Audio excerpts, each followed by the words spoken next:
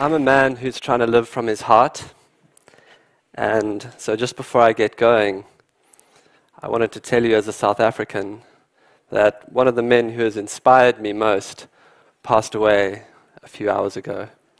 Nelson Mandela has come to the end of his long walk to freedom. And so this talk is going to be for him. I grew up in wonder. I grew up amongst those animals. I grew up in the wild eastern part of South Africa at a place called Londolozi Game Reserve. It's a place where my family has been in the safari business for 4 generations. Now, for as long as I can remember, my job has been to take people out into nature. And so I think it's a lovely twist of fate today to have the opportunity to bring some of my experiences out in nature into this gathering. And you know, Africa is a place where people still sit under starlit skies and around campfires and tell stories. And so what I have to share with you today is the simple medicine of a few campfire stories. Stories about heroes of heart. Now, my stories are not the stories that you'll hear on the news. And while it's true that Africa is a harsh place, I also know it to be a place that's people, animals, and ecosystems teach us about a more interconnected world.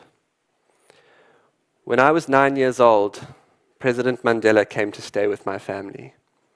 He had just been released from his 27 years of incarceration and was in a period of readjustment to his sudden global icon status. Members of the African National Congress thought that in the bush he would have time to rest and recuperate away from the public eye. And it's true that lions tend to be a very good deterrent to press and paparazzi. But it was a defining time for me as a young boy. I would take him breakfast in bed, and then in an old tracksuit and slippers, he would go for a walk around the garden. At night, I would sit with my family around the snowy, bunny-eared TV and watch images of that same quiet man from the garden, surrounded by hundreds and thousands of people, as scenes from his release were broadcast nightly. He was bringing peace to a divided and violent South Africa, one man with an unbelievable sense of his humanity. Mandela said often that the gift of prison was the ability to go within and to think, to create in himself the things he most wanted for South Africa: peace, reconciliation, harmony. Through this act of immense open-heartedness, he was to become the embodiment of what in South Africa we call Ubuntu. Ubuntu, I am because of you, or people are not people without other people. It's not a new idea or value, but it's one that I certainly think at these times is worth building on. In fact, it is said that in the collective consciousness of Africa, we get to experience the deepest parts of our own humanity through our interactions with others. Ubuntu is at play right now. You are holding a space for me to express the deepest truth of who I am. Without you, I'm just a guy talking to an empty room. And I spent a lot of time last week doing that. And it's, and it's not the same as this. If Mandela was the national and international embodiment, then the man who taught me the most about this value personally was this man, Solly Mhlongo. Solly was born under a tree, 60 kilometers from where I grew up in Mozambique. He would never have a lot of money, but he was to be one of the richest men I would ever meet. Solly grew up tending to his father's cattle. Now, I can tell you, I don't know what it is about people who grow up looking after cattle, but it makes for uber resourcefulness. The first job that he ever got in the safari business was fixing these safari trucks. Where he had learned to do that out in the bush, I have no idea, but he could do it. He then moved across into what we called the habitat team. These were the people on the reserve who were responsible for its well-being. He fixed roads, he mended wetlands, he did some anti-poaching, and then one day we were out together and he came across the tracks of where a female leopard had walked. And it was an old track, but for fun he turned and he began to follow. And I tell you, I could tell by the speed at which he moved on those pug marks that this man was a PhD level tracker. If you drove past Solly somewhere out on the reserve, you look up in your rearview mirror, you see he stopped the car 20, 50 meters down the road just in case you need help with something. The only accusation I ever heard leveled at him was when one of our clients said, "Solly, you are pathologically helpful." When I started professionally guiding people out into this environment, Solly was my tracker. We worked together as a team. And the first guests we ever got were a philanthropy group from your East Coast. And they said to Solly on the side, they said, "Before we even go out to see lions and leopards, we want to see where you live." So we took them up to his house. And this visit of the philanthropist to his house coincided with a time when Solly's wife, who was learning English, was going through a phase where she would open the door by saying, "Hello, I love you. Welcome, I love you." And there was something so beautifully African about it to me, this small house with a huge heart in it. Now, on the day that Solly saved my life, he was already my hero. It was a hot day, and we found ourselves down by the river. Because of the heat, I took my shoes off, and I rolled up my pants, and I walked into the water. Solly remained on the bank. The water was clear, running over sand, and we turned and we began to make our way upstream. And a few meters ahead of us, there was a place where a tree had fallen out of the bank, and its branches were touching the water, and it was shadowy. And if it had been a horror movie, people in the audience would have started saying, "Don't go in there, don't go in there." And of course, the crocodile was in the shadows. Now, the first thing that you notice when a crocodile hits you is the ferocity of the bite. Wham! It hits me by my right leg. It pulls me. It turns. I throw my hand up. I'm able to grab a branch. It's shaking me violently. It's a very strange sensation having another creature try and eat you. And there are few things that promote vegetarianism like that. Solly on the bank sees that I'm in trouble. He turns, he begins to make his way to me. The croc again continues to shake me. It goes to bite me a second time. I notice a slick of blood in the water around me that gets washed downstream. As it bites the second time, I kick. My foot goes down its throat. It spits me out. I pull myself up into the branches, and as I come out of the water, I look over my shoulder. My leg from the knee down is mangled beyond description. The bone is cracked. The meat is torn up. I make an instant decision that I'll never look at that again. As I come out the water, Solly arrives at a deep section, a channel between us. He knows, he sees the state of my leg. He knows that between him and I, there is a crocodile.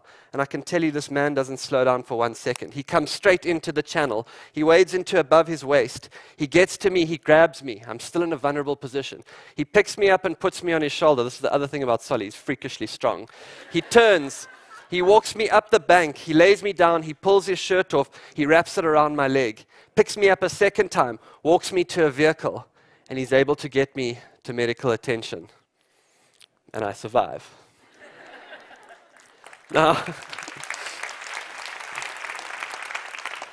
I don't know how many people you know that go into a deep channel of water that they know has a crocodile in it to come and help you. But for Solly, it was as natural as breathing. And he is one amazing example of what I have experienced all over Africa. In a more collective society, we realize from the inside that our own well-being is deeply tied to the well-being of others. Danger is shared, pain is shared, joy is shared, achievement is shared, houses are shared, food is shared. Ubuntu asks us to open our hearts and to share. And what Solly taught me that day is the essence of this value is animated, empathetic action in every moment. Now, though the root word is about people, I thought that maybe Ubuntu was only about people. And then I met this young lady. Her name was Elvis. In fact, Solly gave her the name Elvis because he said she walked like she was doing the Elvis the pelvis dance. She was born with very badly deformed back legs and pelvis. She arrived at our reserve from a reserve east of us on her migratory route. When I first saw her, I thought she would be dead in a matter of days. And yet for the next 5 years, she returned in the winter months. And we would be so excited to be out in the bush and to come across this unusual track. It looked like an inverted bracket, and we would drop whatever we were doing and we would follow. And then we would come around the corner, and there she would be with her herd. And the outpouring of emotion from people on our safari trucks, as they saw her, there was the sense of kinship. And it reminded me that even people who grow up in cities feel a natural connection with the natural world and with animals. And yet still I remained amazed that she was surviving. And then one day we came across them at this small waterhole. It was sort of a hollow in the ground. And I watched as the matriarch drank. And then she turned in that beautiful slow motion of elephants. It looks like the arm in motion. And she began to make her way up the steep bank. The rest of the herd turned and began to follow. And I watched young Elvis begin to psych herself up for the hill. She got visibly, her ears came forward. She had a full go at it, and halfway up her legs gave way and she fell backwards. She attempted it a second time, and again halfway up she fell backwards. And on the third attempt, an amazing thing happened. Halfway up the bank, a young teenage elephant came in behind her, and he propped his trunk underneath her and he began to shovel her up the bank.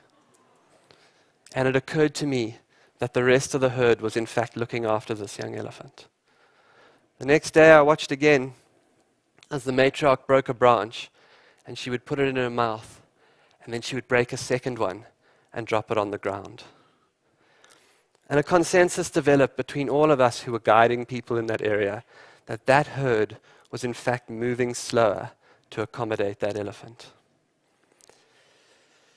What Elvis and the herd taught me caused me to expand my definition of Ubuntu.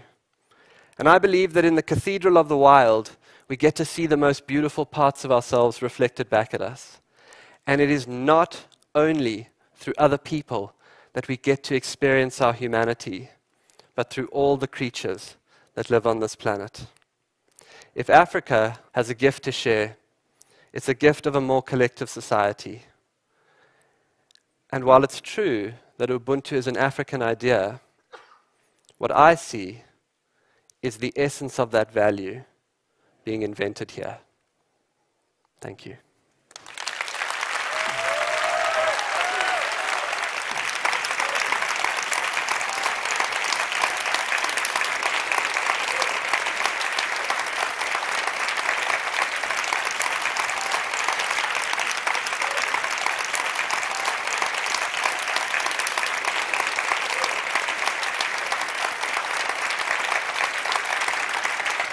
So Boyd, we know that you were, that you knew President Mandela from early childhood, and that you heard the news, as we all did today, and deeply distraught and know the tragic loss that it is to the world. But I just wondered if you wanted to share any additional thoughts, because we know that you heard that news just before coming in to do this session. Yeah, thanks, Pat. Well, I'm so happy because it was time for him to pass on. He was suffering. And so, of course, there's the mixed emotions. But I just think of so many occurrences, like the time he went on the Oprah show and asked her what the show would be about. And she was like, well, it'll be about you. I mean, that's just incredible humility. He was the father of our nation. And we've got a road to walk in South Africa, and everything, they used to call it Madiba magic. You know, he used to go to a rugby match and we would win. Anywhere he went, things went well. But I think that magic will be with us, and the important thing is that we carry what he stood for. And so that's what I'm going to try and do, and that's what people all over South Africa are trying to do. And that's what you've done today. Oh, thank you. Thank you. Thank you. Thanks very much.